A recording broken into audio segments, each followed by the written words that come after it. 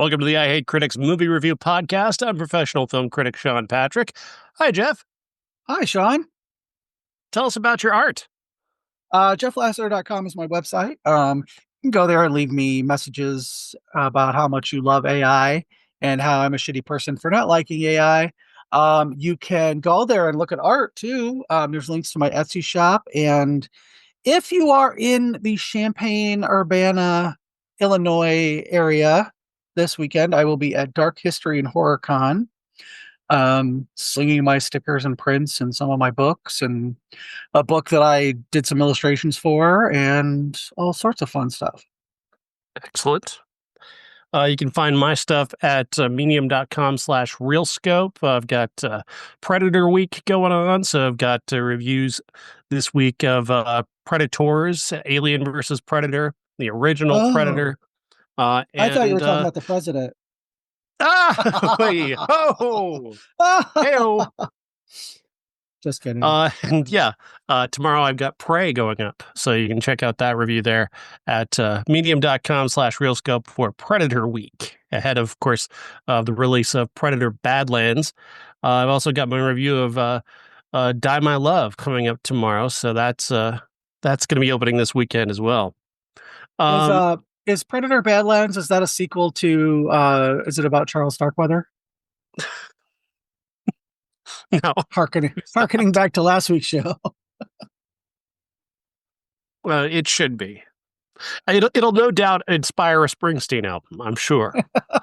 If anything. That would be so fucking funny. He comes out like next year and he's like, I was watching this movie about one of the Fanning sisters, and she was playing an android, and I wrote a bunch of songs about it.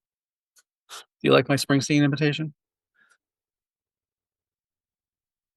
News. Diane Ladd passed away.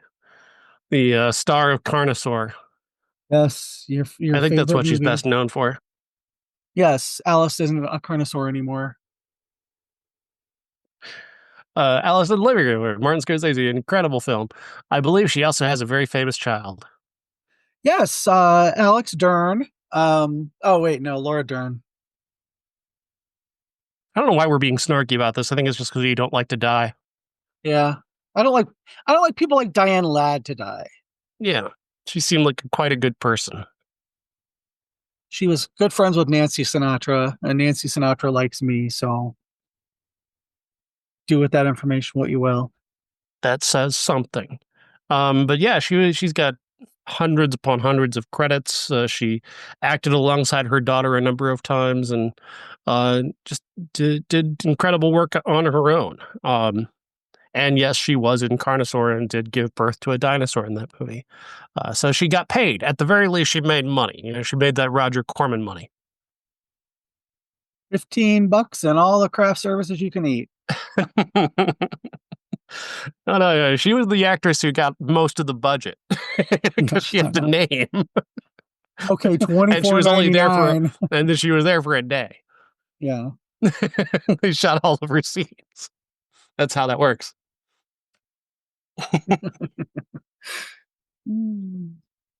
Yeah, so that's our thoughts go out to Laura Dern sincerely, because it's not easy to lose a parent, even no matter how long that you've had them, no matter your age, it always hurts. So yeah, thinking about her right now, we make jokes because that's how we deal with death. That's just basically it, to push away the fear. And plus, we got a show that's just filled with death, so stay tuned for that. Just teeming with, like, nobody survived. One character survives any of the movies we talk. I think. No. Let's see here. What else we got? Other news. The movie The Anniversary opened this weekend. Barely anybody heard about it. It did play in our area, although, again, they didn't bother to tell anybody it was playing. The maker of the film, a Polish filmmaker, is claiming that the movie was dumped by Lionsgate, that they intentionally buried it because it's too political. Basically, it's about Diane Lane plays a character who has a daughter has a son rather, who marries a woman who's essentially responsible for the rise of a fascist dictatorship that is that over a course of 4 years that is touched upon via anniversaries, Christmas, Thanksgiving, holidays in the film. This person, this woman that her son married, is responsible for bringing about this fascist dictatorship that forcefully uses drones and internet censorship to slowly take over the country. Which obviously, given that's exactly what Trump is doing right now, trying to do right now, ineptly attempting to do right now. The anniversary does definitely have a political bent that the president probably wouldn't like, and thus would be happy to see, well, get buried. Uh, if he'd mentioned it, I bet it would have done big numbers if he talked about it, but he didn't mention it. So, but nevertheless, the director says that the studio didn't want to deal with it, the film, because it's too political. And I see his point. I definitely do. Like there is but at the same time, why did you obtain this movie? I mean, if you knew what it's about, Lionsgate was only a distributor on the film. They didn't make it. They acquired it. Why acquire it? Did they acquire it specifically to bury it politically? I mean, Netflix is. I mean, Lionsgate is what the company that released Terrifier. I don't think they're afraid of anything like this. I don't think they have much fear. They're not like a right-wing Gestapo types who acquire movies to bury them. The reality is that this happened. This is happening to movies everywhere. This happened, I mean, just this past weekend, and not just the anniversary, but like half a dozen movies in mid-release that nobody bothers to mention got released. We've been talking about this for months, and that's why I wanted to bring it up, because you and I have been having this conversation week after week about studios releasing movies and not telling anyone. Yeah, I've never heard of this movie until you just talked about it. So yeah, I can't argue with the fact that half the movies that we review this year are are not promoted. We, I like I said last week, I didn't know Frankenstein was actually coming out before Christmas, Uh-huh. much less on Netflix or, in theaters, because I heard it. I heard they were making it last year when I talked to Lynn Griffin. She was talking about her husband. He was in it and all that. And I said, "Oh, cool. When's it coming out?" She goes, "Oh, I think it's probably around Christmas." And I was like, "Oh, cool. I'll have to look for it." And then didn't really hear much about it. Then they just So suddenly tripped over it on the website for our local indie theater, and I'm like, "How is this here?" And it turns out it got a mini theatrical release 1 week ahead of the Netflix release, which is unheard of. I mean, they've put out movies, of course, in theaters before, but a 1 week 1 week distance and just for the weekend at a number of just small theaters is one of the stranger releases that Netflix has ever done. I don't quite understand what the strategy was exactly, because it didn't help the buzz. The movie didn't get great. It's getting okay reviews. It didn't get blockbuster gangbusters reviews. And now it's going to be on Netflix this Friday. We'll talk about it a little later on, but it's a weird release strategy. But like you said, like we've been saying, there have been weird releases like all year long. So I'm not denying that there's probably an issue, that there could be a political bent to why this movie, the anniversary, got buried. At the same time, there are a dozen movies like that could make this same claim. Bugonia, which we're going to talk about in a minute, did get good publicity, I guess, but it didn't do well at the box office. But for the amount of money that they spent to make Bugonia, you'd figure they'd spend a little bit more trying to get people to go see it. And this has just been a repeated thing that we've watched happen over and over and over again. Springsteen delivered me from nowhere. They did a terrible job of telling people that was coming. You just looked up, oh, there it is. It's coming to theaters this weekend. Like, it's the story of just about every movie that we've seen, every good movie, especially, it seems this way. Weapons, becomes a huge, massive hit on word of mouth, not because they did a great job marketing it, although the trailer was good, but it wasn't like they put the trailer everywhere so you can't miss it.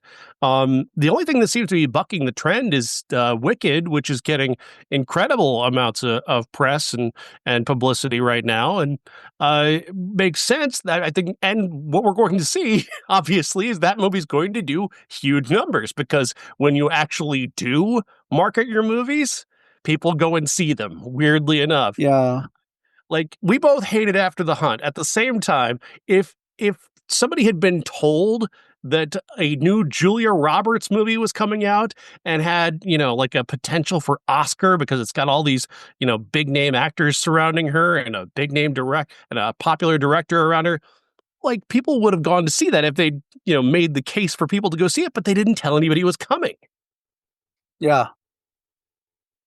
Yeah, I mean, I feel like with like Weapons, for instance, that movie is right now it's being hotly debated because it's on HBO and everybody's finally seeing it for the first time. But I feel like that movie um, would have had like Oscar buzz if it had been a bigger hit in the theaters or been more advertised so that it could have been even bigger, even though, I mean, it was big. It was one of the bigger movies so far this year, but I feel like it could have been the big, that and Sinners are both, even though they're apparently polar opposites and you can't love both of them. But I think those two movies would be like number one for Oscars this year because of the fact that if they'd gotten the right push, whereas Sinners got a really good push, but I feel like Weapons just was a surprise. And, I really feel like the studios that are making the choice to not say, we've got this product coming out and you want to consume our product. We want you to consume our product. So please consume our product. But they're not, they're not telling anybody because the fact that if the marketing budget is way low or what, but it's doing a disservice to some really good fucking movies this year. Yeah, I mean, I can name two of them right away. Good Boy and Eleanor the Great. Had either of them received any kind of publicity? Had they received any kind of push other than from this show? Those are two movies that could have made money. Instead, Good Boy made around $6 million, and Eleanor the Great's barely above $2.5 million. That's a film directed by Scarlett Johansson, and they didn't bother to tell anybody that it was there. Yeah, yeah. So I'm not surprised at all that, really good movies are not getting audiences because the only people that some of these are being marketed to are people who are already at the movies. Like Bugonia, I've seen that trailer like 5 or 6 times over the last couple months. And I wouldn't have known it was even coming out if I hadn't had to be at the movies for the show. Same with Roofman. I saw that trailer probably 20 times, and I'll tell you what, that's the only thing I ever heard about it. So, did you hear about an animated movie called Stitchhead? I heard about it in something, but I don't know where it was. I haven't seen a commercial. I haven't seen a trailer or anything for it. Did you know it came out this past weekend? Nope. I had no idea. Oh my God. See, I did it there again. I don't want to say that there's nothing to the idea that this movie could have been buried, this anniversary movie, but at the same time, no movie is getting any kind of marketing budget. I mean, look at Shelby Oaks is another good example. Chris Duckman had to do all of that on YouTube, basically, to get people to know that movie existed. And that was from Neon.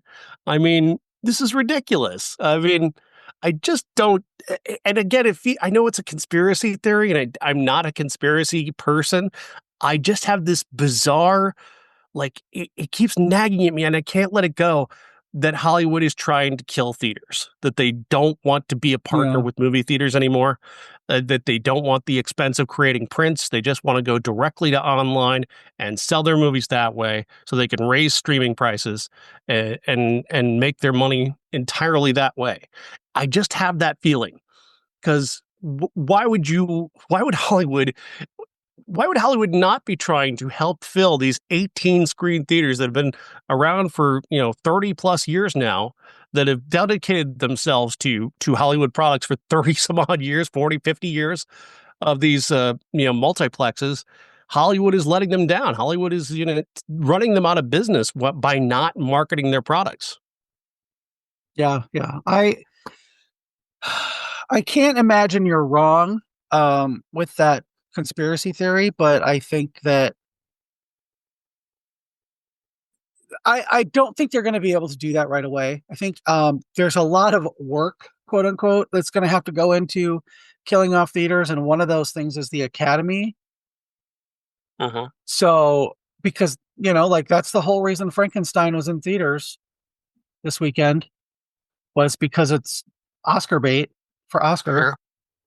Sure. Um, and unless the Academy says sure, we'll do anything streaming, that's going to open up a whole new can of worms, because a lot of stuff that's streaming is stuff that's getting dumped. So I don't know. I would hate to only be able to stream a movie, because Awful. Just awful. it's just I can't concentrate at home. One of the reasons I love doing the show is because I get to go to the theater and I get to experience a movie without being on my phone, without being distracted by stuff, without having to go throw in a load of laundry or whatever.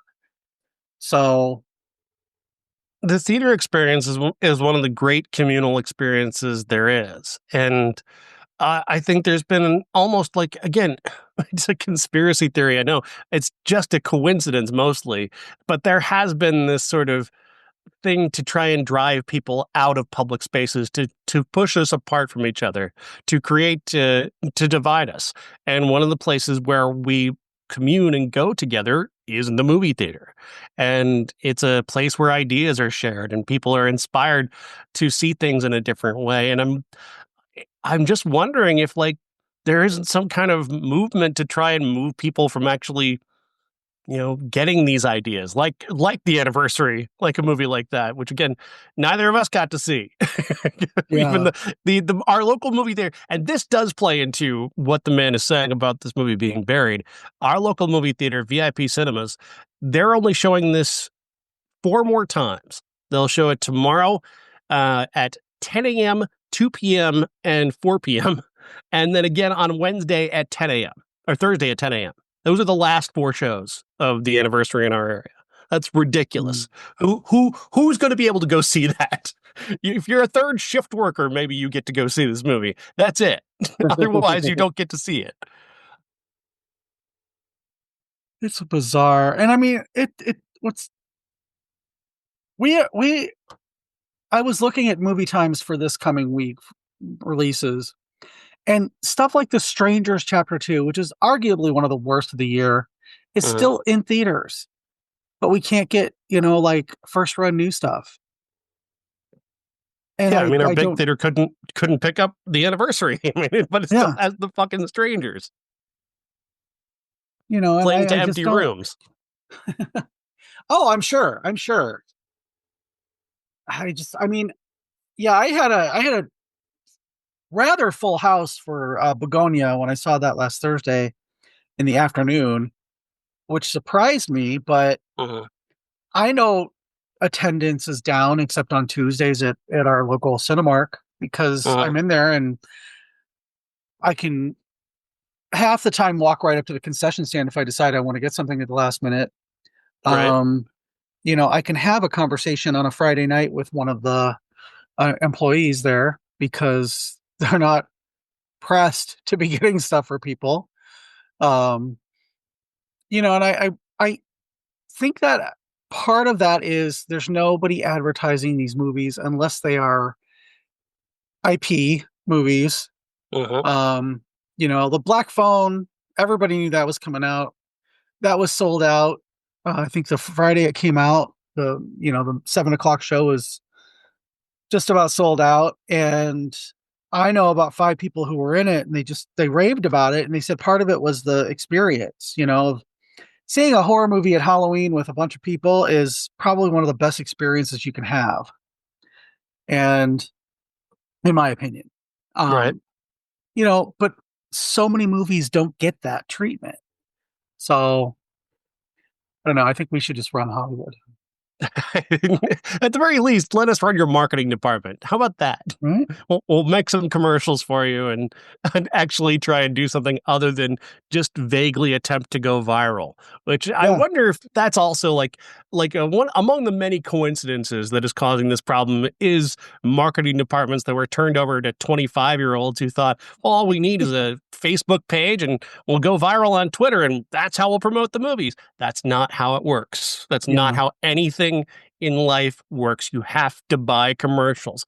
I've worked in radio for over 30 years, and anytime somebody has ever said to one of our salespeople, "Well, we're not really buying advertising right now," I guarantee you they're out of business. Mm-hmm. They're going out of business because you're not telling people that you're there. How am I supposed to find you if you don't, grab a megaphone and tell me where you are?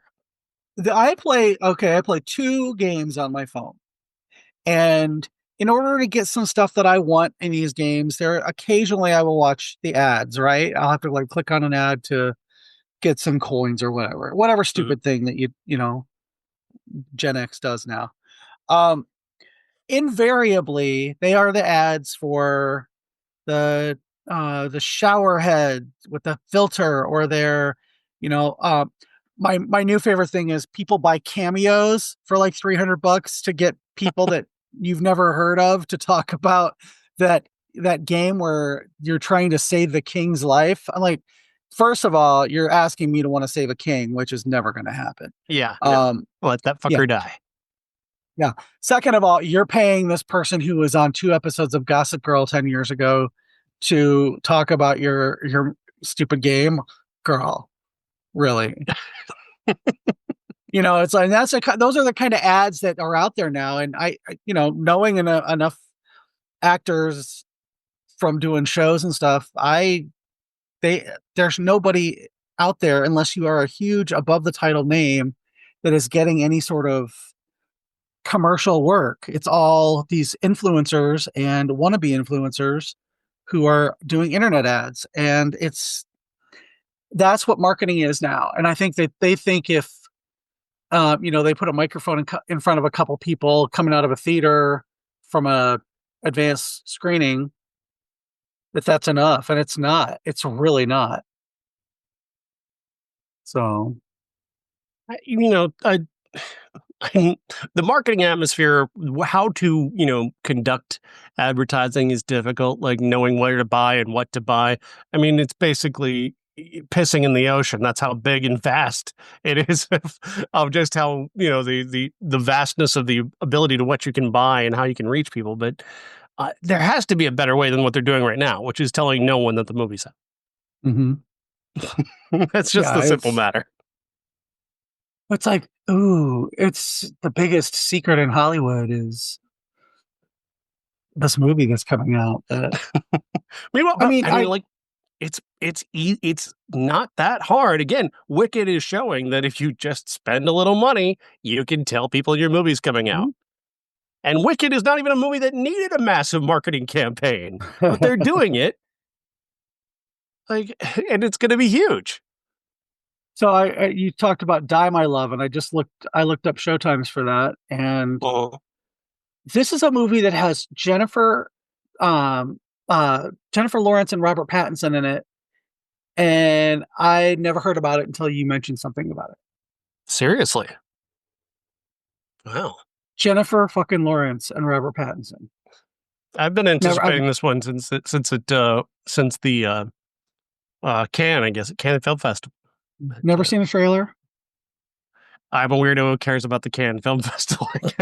Well, but that's your job. That's literally your job, is to pay attention to this stuff. But me, who goes to the movies every week, at least a couple, shouldn't I have seen a trailer for this? I've seen the Scream 7 trailer 17 18 times, but that's because Again, of and another aspect of this is critics, as they mentioned in this article that I read about the anniversary, is that the New York Times, the Los Angeles Times, the Washington Post, none of them reviewed the anniversary. And see does that's that does suspicious. speak to his that speaks to the suspicion there, is that they didn't review it, and that's like, and part of it is that many of them aren't hiring film critics anymore, and part of it is that they just I mean, Jeff Bezos doesn't want to market this movie. you know, Yeah.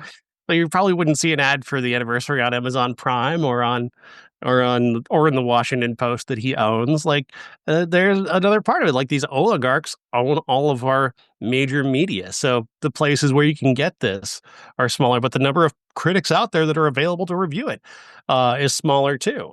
Um, it's wild. Like, I don't get the release of Die My Love as they're doing it. They told me last Friday that I was getting a screener. So I got the screener on Monday and watched it and figured, okay, well, I've got to hold this until they decide on a theatrical release. And then I look at the theater listing and it's coming out this weekend. Oh Lord. A movie with Jennifer Lawrence and Robert Pattinson, and people are just going to go, when did that get? What's that about? What's that movie? I've never heard of that. Yeah, it's two of the biggest stars in the world, and I'm just hearing about it from you. Oh, So yeah. yeah, I I want to see it now, but like, okay, what You know, you know I'm what else, hoping Jeff, that is it's that showing at a good time that I can see it. So, this is one of the best years for movies ever. I mean, mhm. week after week, we're seeing some of the most incredible movies we've seen in some time, which makes it just that much more frustrating for me that there are so many great movies and so few people I can talk about them with because nobody knows they're there and nobody's going to see them. Yeah, just insane. The only people I think who went to see Begonia were critics. And me. And yeah, well, yeah, you're a critic as well in many ways. Well, I guess. I mean, yeah. Somebody asked, what do I do? I said a podcast, and they said you're a critic that hates critics, and I was like, well, I guess I'm a critic because I criticize a lot of shit.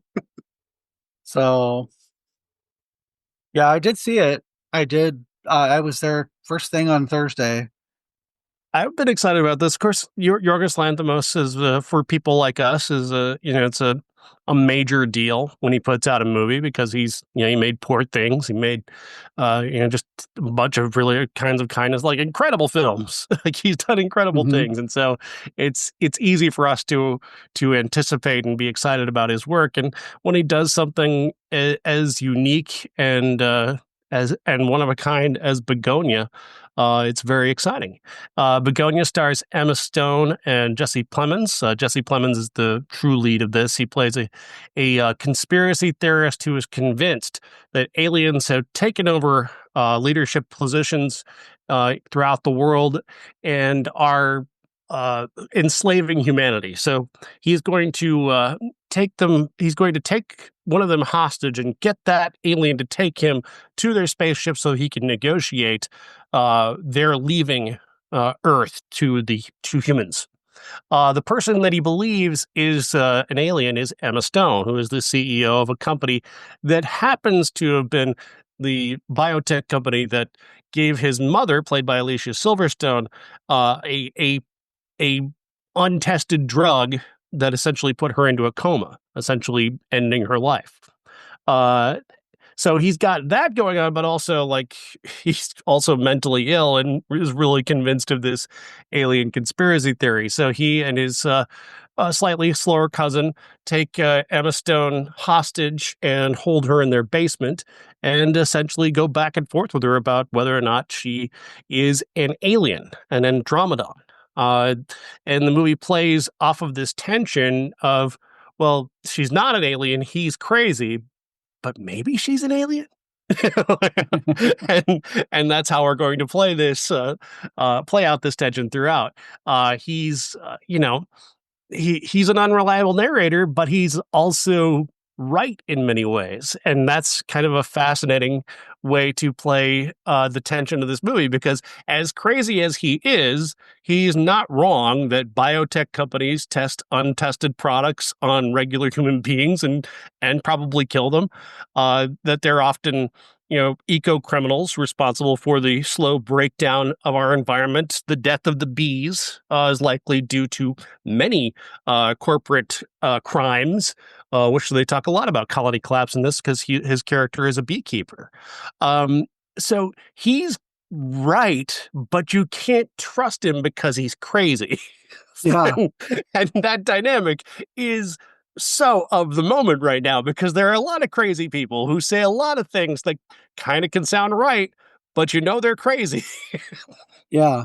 Marjorie Taylor Greene, great example of somebody who's been right about the Epstein files and just completely batshit just Well, about everything else. she's on her little apology tour right now because she's going to run for senator governor. Mark my words. Ugh. But that being said, uh, and we've kind of spoiled some stuff in this movie already, so I'm going to go ahead. I thought about 5 minutes into this movie, I was like, you know what? I bet she is an alien. I think she is, and I think that's going to be like kind of the twist, not knowing that this was a remake of something. Mhm.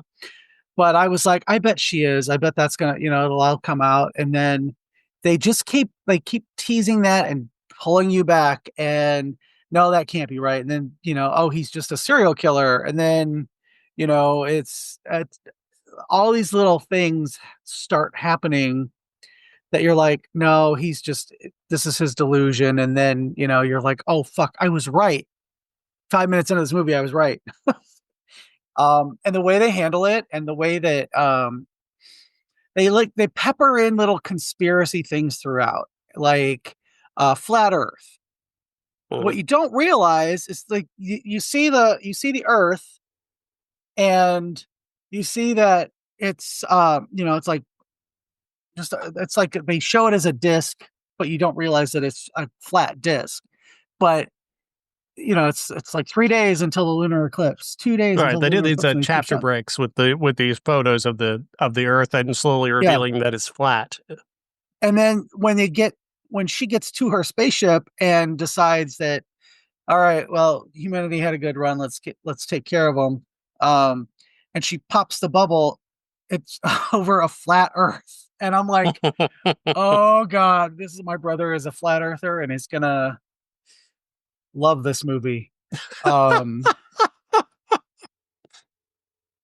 but yeah, I was just I little things like that they pepper in to make you kind of subconsciously realize that she's an alien. And the only person who really figures it out for sure is Don, played by Aiden Delbus. And once he figures it out, he puts a shotgun to his face, and you don't know if she has kind of suggested that subliminally, or if he's just like, I know that she's an alien and I don't want to deal with that. So I'm just going to end it. And I like the way that was played, that Mhm. he sees it, but does he see it? Or is she just suggesting that he do this? I got And the you sense that could, he just reached a point where he was being pushed to do things that he couldn't do by his cousin, and that's why he finally just rather mm, than being caught in the middle of this, he decided to end it. That was my opinion anyway. That was how I took mm, it. I didn't sense. I didn't know either way whether she was an alien or not an alien. I was buying in from beginning to end as to which way he wanted to go, because uh, because he does make a great case that she's just a normal person. And yeah, she makes a great case that she's just a normal person. I could almost smell Jesse Plemons in this movie. He was so repellent in this movie. And I love Jesse Plemons. I think he's such a really, really good actor. I wanted him to get off the screen every time he came on. He was so greasy and disgusting. And I just, I thought for a hot minute that he was gonna, maybe sexually assault Emma Stone. Um, and that's the whole reason that he was doing this. And then she finds a bunch of body parts, and I'm like, oh, he's a serial killer too. And that's played into the whole Andromedon reveal. And it was these people were so fully realized, and I think that's one of the advantages of Yorgos Lanthimos having a kind of a repertory company at this point of with Jesse Plemons and Emma Stone, and I think that they work so well together that you can you can buy into almost any situation that they put themselves in on screen with him. So, Emma Stone is the perfect casting for this. She nails this role just perfectly. I mean, and in many ways, because what is corporate America but putting a bright smiling face on their many crimes? Like this is she's the perfect face to put forward as an emergency CEO after they've gone through some horrible thing where the company was responsible for bee colony collapses, and they were responsible for this drug that may have killed people or at least put them into comas. Of course, they're going to hire a 34-year-old female CEO with this big, beautiful smile. That's what corporations do: is that they put a bright, smiling face on the horrific things that they do to make money. That's a perfect piece of satire. Just the casting alone is a perfect piece of satire. But then you add in everything that goes into this movie, and it's a perfect way to illustrate how divided America is between the right and the left, without he's judging everybody basically, but he's not taking the side of the wackos or the or the reasonable people. He's just showing us all how far apart we are, and that gulf is like, most of us are in the middle of that gulf. Most of us, if we would actually fucking realize it, we're all far closer to each other than we are to these extremes that we have to live with every single day. Yeah. I also want to just say, like, I've liked Emma Stone and stuff, but I've never, like, really paid attention and really loved her as a fully like formed actress until she started working with Yorgos Lanthimos. The Favorite was just such a good movie. Like I'm one of those people, I didn't give that much of a shit about La La Land. It just I liked it, but I know you do, but I liked it, but it wasn't one of those movies where I was just raving about it to everybody. I was just like, okay. But Poor Things, Kinds of Kindness, I loved that movie so much. I think that a big part because of her. And then I loved Bugonia. I just absolutely loved it. That's why I was like, holy shit. Just as you were going into it, I'm like, I haven't heard anything from Sean. I hope he likes it, because I fucking love that movie, and it's in my top 10 so far. I don't even know I'm going to make a top 10 at this point. There are so many like great movies. Yeah. But I want her to win a third Oscar. You know what I mean? Of course I want Amy Madigan to win, but and I don't think Megan is going to get nominated, but I think still best animatronic actor in a leading role. There's some really great competition coming up. That's all I'll say. Bugonia is incredible, and it just goes along with like a dozen other fucking incredible movies that no one went to see. Hmm. because this movie didn't do well at the box office. It struggled, finished fifth overall, just over $6 million. It cost $50 million to make, so people are going to say it's a failure. Um, Whether or not that'll affect, it probably will affect how they approach any Academy Award consideration, because it did lose money and Hollywood hates that. So Yeah. it should be about merit. It should be about, the best work of art. But oftentimes they just look at that box office number and go, well, you lost money, so we can't vote for you. Hmm. Oh, that pisses me off because she's so good in it. I mean, it's an incredible film. It's an incredible film. All right. Let's move on to Guillermo del Toro's Frankenstein, heading to Netflix this Friday. It briefly showed in theaters this weekend in very small markets, like ours, for some reason. This has never happened before. This We've happened because we have prestige filmmakers from the area who own a theater. That's how it happened. That's how But that happened, and we thank Beck and Woods for that, no doubt. Um, they're the reason we got to see this weekend. Frankenstein stars Oscar Isaac as Victor Frankenstein. He is trying to defeat death. He is being chased at the start of the film by his monster, Frankenstein's monster, and he's in the near the North Pole.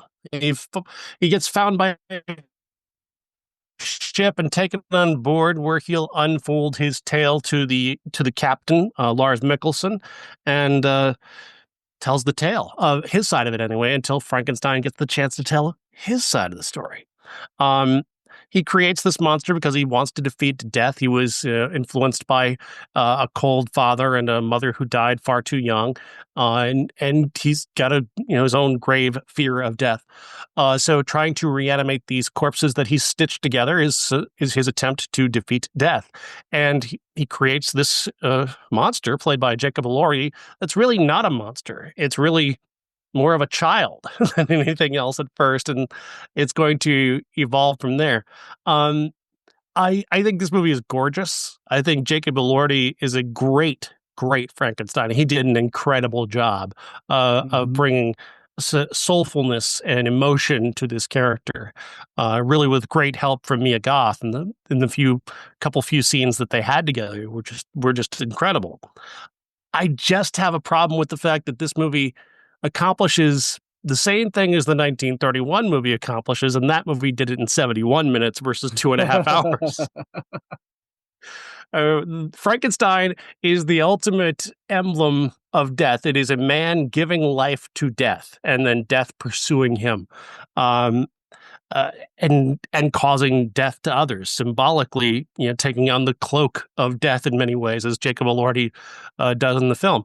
And that is that's what makes the original so incredible, is the way that it stokes your mind to think about death coming for you in unexpected ways. Somebody causing your death by accident, somebody trying to kill you. Like, those are the things that Frankenstein represents that nobody talks about, because we don't like to talk about dying or being killed or the random chance that someone could take your life. Um, and that's what made the original so subversive and fascinating. And Del Toro makes the same exact point, but he does it in 2.5 hours, and in many ways it didn't need to be. For one thing, the thing that really bugged me happened early on when they take Victor aboard the ship near the North Pole, and he's asked to tell his tale. Why does the ship's captain care if you had a cold and distant father? He just wants to know what this monster is that's killing his people. That's what he wants to know. Get to the monster. Why am I hearing about this guy's childhood? No one's going to sit there and listen to this guy talk about missing his dead mommy. I that stretched beyond credulity for me, and I don't think it added anything to know that he was a broody goth kid who tried to get back at his dad by defeating death. That didn't feel necessary at all. The This movie is gorgeous. It Hmm. is really well acted. It has amazing practical effects. It really is a gorgeous, really good movie. But it is slavish to the source material, and that's where the 2.5 hours comes in. That's where the my mommy died, so I have the sads, so I'm going to create Rocky Horror. Um, that's where that all comes from, and it doesn't need to be there at all. It could literally just be, that whole 20-minute section could have been boiled down to two sentences, Hmm. and it would have had basically the same like dramatic impact because it didn't really, for me, have any dramatic impact. It was gorgeous. It was beautiful. I thought that the actor who played young Victor was really good. Um, and we got to see Charles dance, who I always like to see. That being said, it just absolutely could not. I wouldn't have missed it if they had just started up with him making life. Yeah. My mother died when Um, I was a child, and it drove me to want to defeat death. Done. if you want to get the father stuff in there, which it seems like Guillermo del Toro really wanted to do. I think that's the point of him doing the entire, preamble to the monster. You could say my father was a horrible person, and when my mom died, he didn't give a shit. So I took it as a personal challenge to defeat death like he said he never could. There you go. Mhm. Done.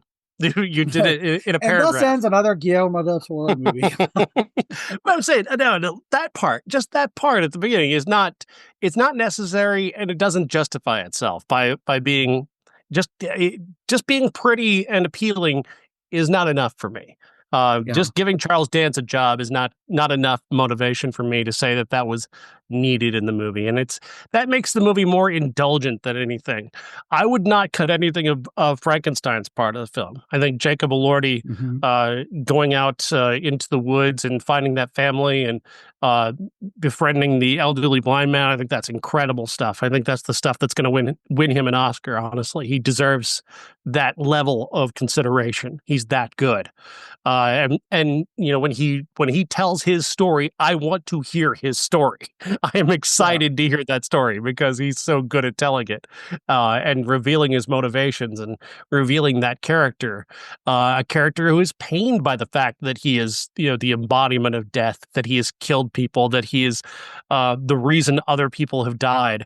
It weighs upon him, and that is the one thing that this movie does that the original maybe didn't quite. Although Boris Karloff does a lot of that with just his face.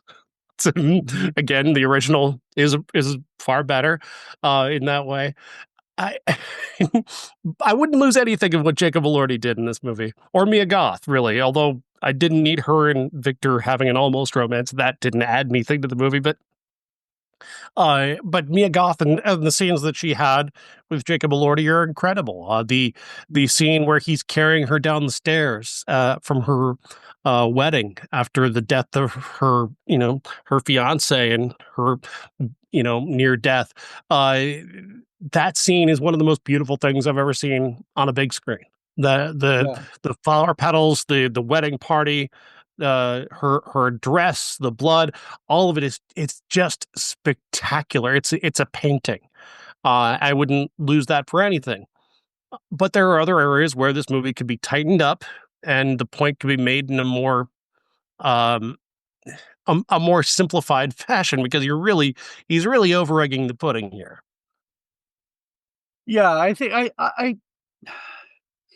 I kind of wanted the best of both worlds with the original first and this. Like, if there was a way I could create that in my limited editing skills, just like I would I would simplify the makeup a little bit so that he looks he's and you're gonna laugh, but years and years ago I actually did I entered a contest, an illustration contest, and won. And I thought I entered it. I didn't actually, but I did the illustrations for it.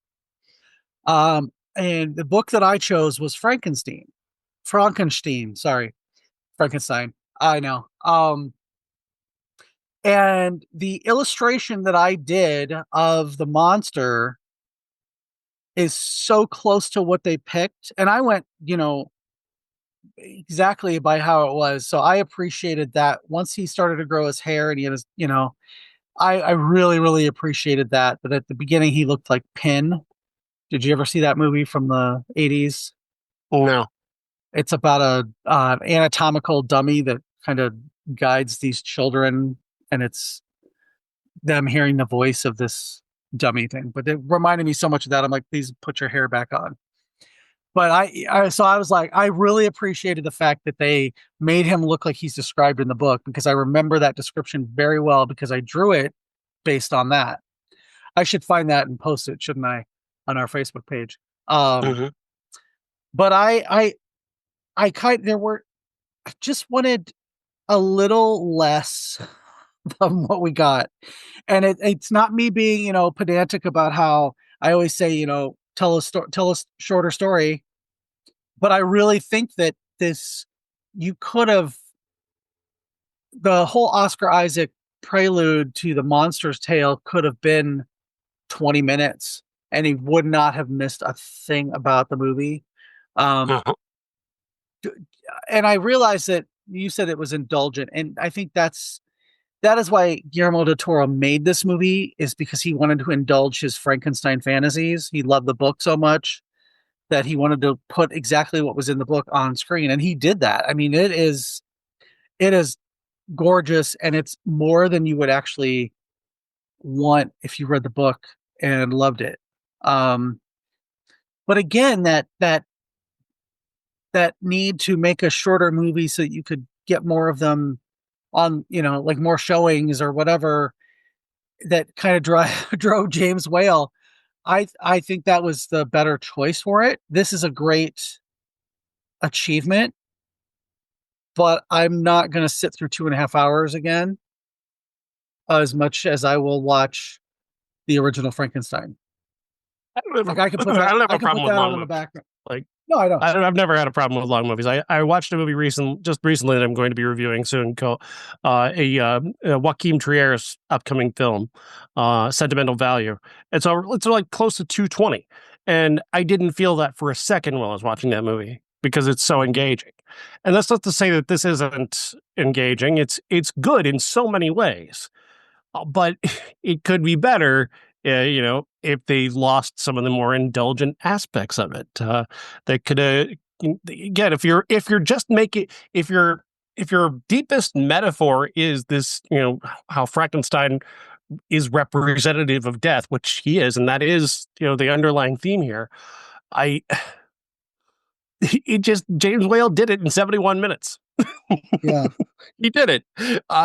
Say what you will. He did it. Whatever the pressure may have been to make the runtime short, he didn't need a lot of runtime. He needed Boris Karloff, and that was pretty much what he needed. Yeah.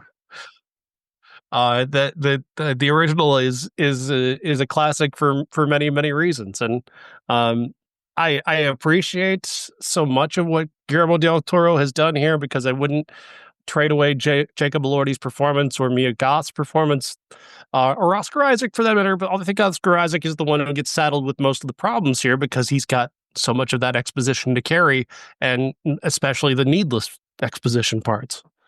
Exactly. His whole arc could have been exciting, and look what I'm doing, and he could have been the mad scientist the way that Colin Clive was. And instead he was mad, but it didn't come out until like just before. He didn't have that lust for creation. He had, go. I gotta call out. The Christoph Waltz character as well as needless. He's not bad in the movie at all, but you don't need him, and he ends up having no purpose in the end. I mean, it's like he's trying to fill in a logic hole that doesn't need to be there. He was a rich kid. He has his own money. He built his own lab. Done. Yeah. That's all you needed. You making him poor and having him have a benefactor didn't add anything to the movie. It didn't. It added zero things to the movie that because again, all they did in the original was his family was rich and powerful, so he built himself a lab and set about making his monster. Well, and isn't that, I mean, having him just be rich and bored, I think is such a good allegory for what's kind of happening to our country now. And that would have been just such a great social commentary on, you know, if you have too much money and too much ennui, then look what happens. And I think that by having him just be given this without like being mad and doing all that, I don't know, it was the only thing that was kind of lacking for me. I think that it could have been a lot tidier to get to the Jacob Elordi stuff. Exactly. There's just so much need. You didn't need Charles Dance. You didn't need Christoph Waltz. You didn't need even his brother was kind of irrelevant in the end. You could have just had him and Mia Goth as a couple, Yeah. and save yourself a few other scenes that we don't need. His rivalry with his brother doesn't do anything for the movie. Um, and I'm sure these are things that are in the book that I'm sure drive a lot of people, but books and movies work differently. They work Yep. very, very differently. Mary Shelley's book has a lot of time to spend in the interior of Dr.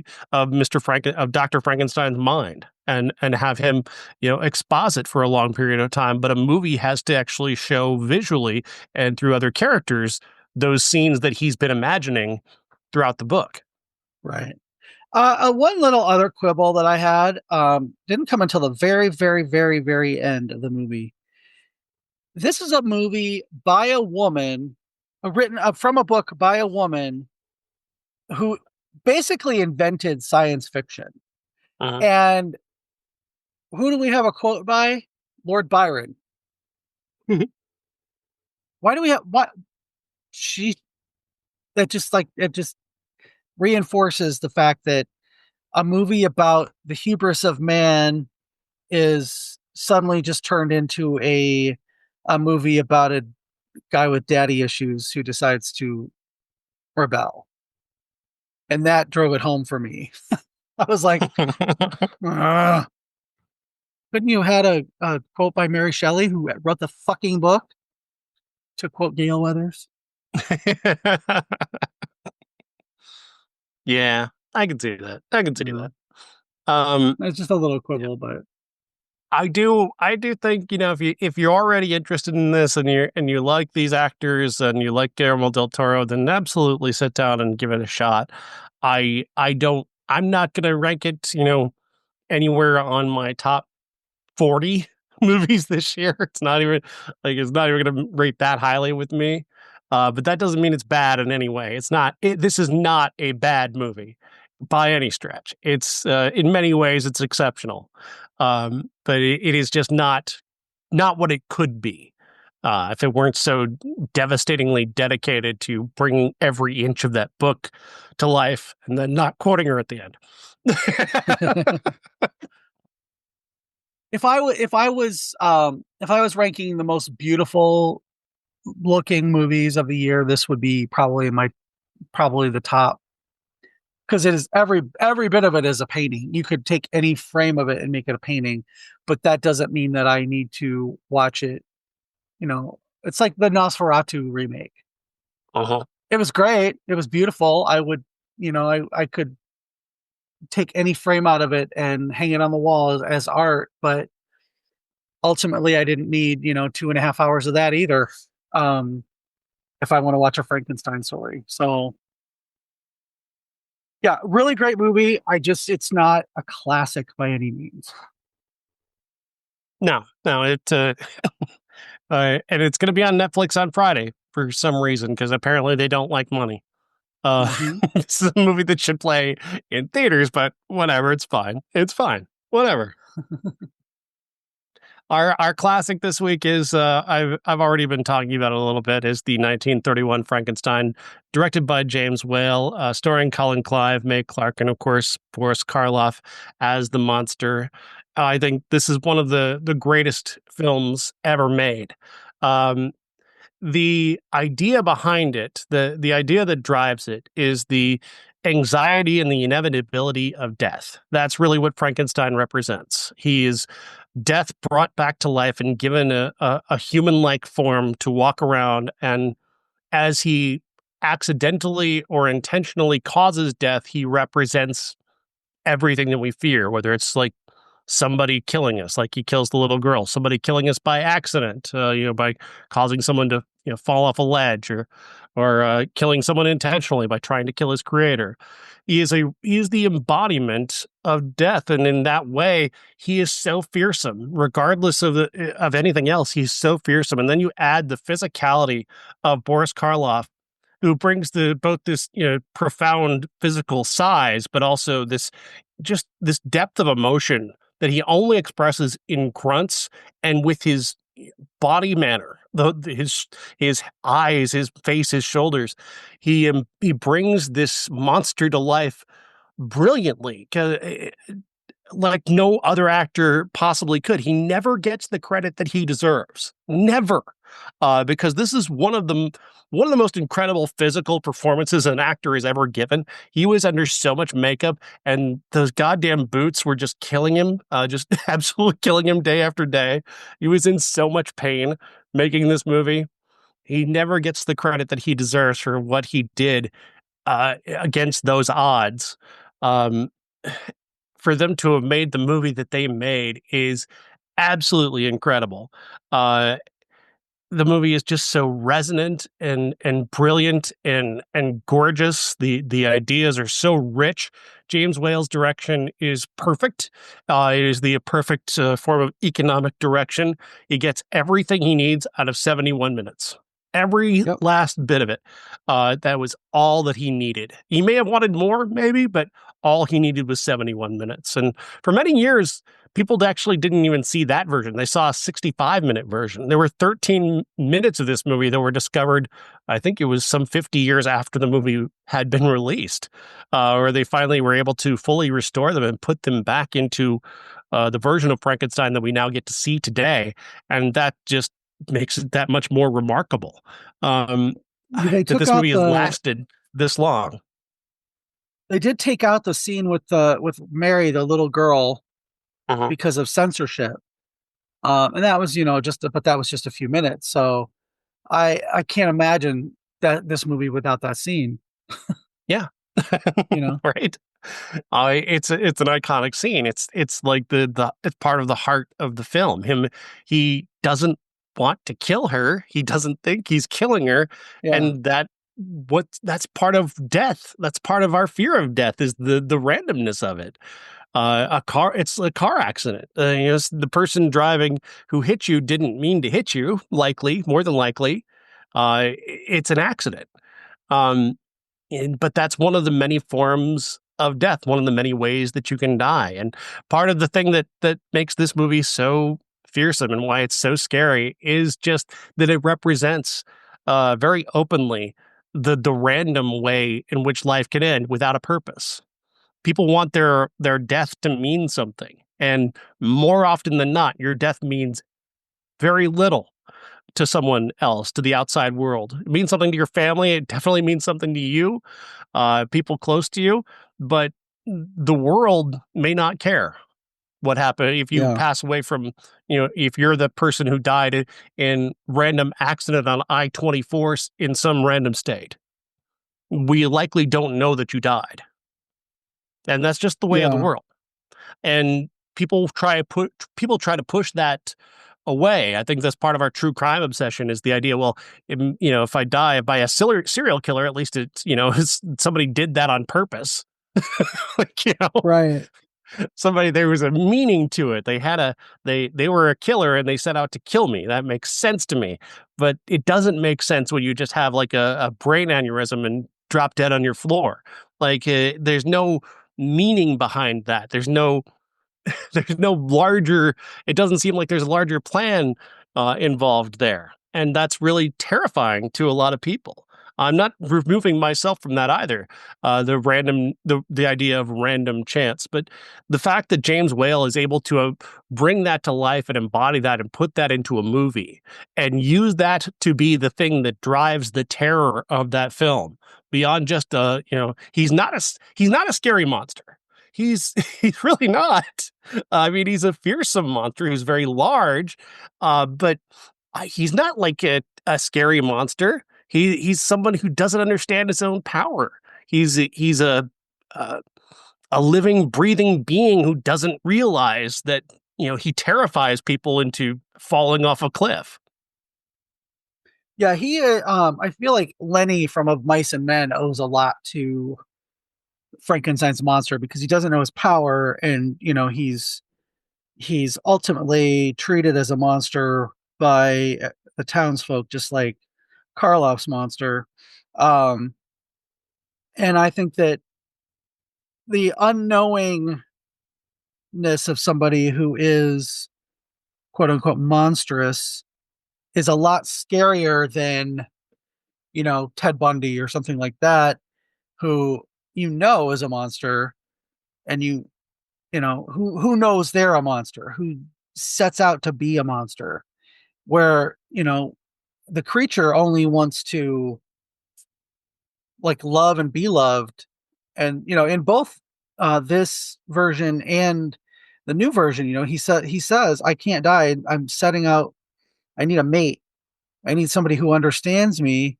And that's really the crux of the character, is finding somebody who understands you the way you understand yourself.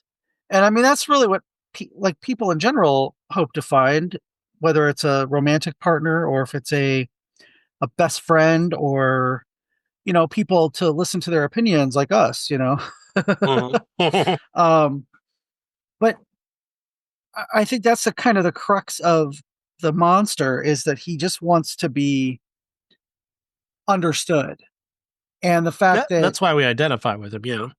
yeah, and the fact that we all want to be understood, that's exactly that. That's why we are identifying with the monster and not with the mad scientist.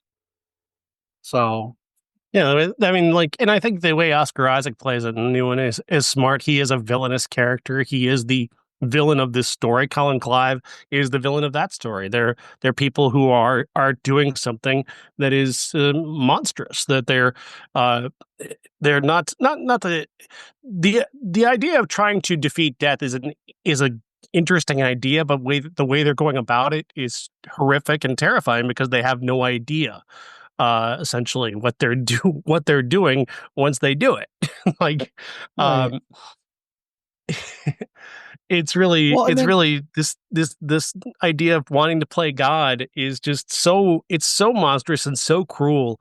And I think that Del Toro does a great job of putting that forward when he's got to, like one of the bodies that he has in his lab is this man who's bent over, his head is down, he's nude, he's in this kneeling position, and his back is just splayed open, so he can stick electrodes in it, and it's so inhuman and so disgusting, strangely beautiful, almost like a statue, but mhm, also just monstrous. And what it is that he doesn't care that this was a person. He doesn't care that this was a human being that had family and a mind and a dream of some sort. He doesn't care about that. And that dehumanizing part, that Del Toro gets that right very, very well. But just as James Whale did, he got it across just as well in a much shorter amount of time, in a much more efficient fashion. He got the same thing across because Colin Clive is somebody who he doesn't really care about the people that he's hurting to get to his ultimate goal, which is to make himself a god. yeah, and that's the for me, the crux of his character is when he uh he can't get the monster to listen to him, so he starts beating him. And that's it. The fact that he thinks he's God, that really goes that part goes to show what he would be like if he was, and how he Hmm. wouldn't be a benevolent God. He would be an abusive, horrible God like the one that Christian people worship. I'm just kidding. Well, the Old Testament God, the one who flooded Yeah, everything yeah. because people weren't listening to him. So I think that that's the that scene just shows the crux of his character as well. I keep saying crux of the character, but you get it. You know what I'm saying. Hmm. Um, and how, because of the fact that he doesn't respect life, he just wants to make it. That comes across super pointedly in those scenes where he's beating up the monster because he's just not listening to what he wants him to listen to. So yeah, but everything you said, I agree with, as far as like as far as Jacob Elordi's performance is amazing. Mia Goth as usual. Utterly gorgeous. Just, I mean, just the costuming again is Oscar quality. The production design is Oscar quality. Jacob Elordi is Oscar quality. I love all those things about that movie. I just don't love the movie as a whole. But I Yeah, do love the original Frankenstein because it's just so brilliant. It's just amazing to me that in 1931 they could accomplish what they accomplished via, that with only practical effects, with only the ability to do what they could on the stage. They managed to create this piece of art that is nearly 100 years old. That is one of the most effective and uh, scary and brilliant movies of all time, and that's remarkable. It's remarkable. yeah, I've got a full length review at medium.com/realscope, which I did for my 31 days of horror. I've also got my Frankenstein review there, as well as my Bugonia review. If you want to check those out, free links are available on our Facebook page because it's obviously paywalled on RealScope, but there are free links available on our Facebook page. If you're somebody who can't afford to, buy a Medium subscription, I do share the free links on the Facebook page. So there you go. Check the comments for those. yep. All right, Jeff. Thanks for Next looking week out we've for us poor people. check it out. So next week we've got "Die My Love" with Jennifer Lawrence and Robert Pattinson. For those of you who hadn't heard earlier, it's coming out this weekend. Uh, Christie, the story of boxer Christy Martin, starring Sydney Sweeney, is coming out this weekend, and of course, Predator: Badlands is coming out this weekend as well. That's likely to be the big box office winner. People are going out to see, and yeah, we'll have those. And oh, I talked to Bob about being on the next show because the anniversary of Rocky Four is this weekend, but I don't know if he's interested or not. He didn't seem that interested, and I don't know if you want to watch that movie or not. God no, please God no.